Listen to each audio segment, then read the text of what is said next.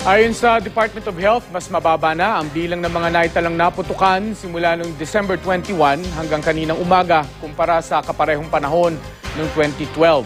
Pero patuloy pa rin ang pagmamonitor ng DOH dahil posible pa raw itong tumaas. Makibalita tayo kay Greggy Magdadaro ng GMA Cebu.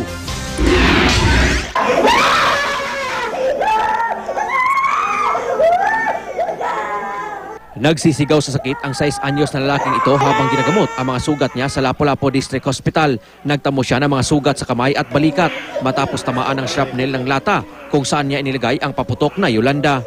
Bukod sa kanya, sugatan din ang kanyang kapatid at isa pa nilang kalaro. Sa Lapu-Lapu District Hospital din isinugod ang isa pang bata matapos malapnos ang kanyang kamay. Sinindihan daw niya ang pulburang naipon niya mula sa pailaw na fountain. Ganito rin ang sinapit ng isa pang bata.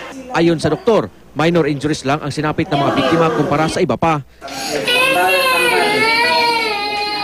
Sa Midsayap, North Cotabato, 4 na bata ang naputukan matapos mamulot ng mga hindi sumabog na paputok.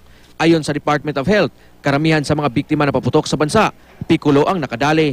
Gaya ng 10 taong gulang na batang ito sa Tagum City, Davao del Norte, naputulan siya ng 3 daliri.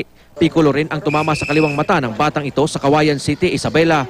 Tinahi naman ang 3 daliri ng batang ito sa Cabuyao City, Laguna. Ang batang ito naman sa Tagkawayan, Quezon, halos malapnos ang buong katawan. Aksidente raw na nasindihan ang isang bugkos ng lusis na nakaipit sa garter ng kanyang shorts.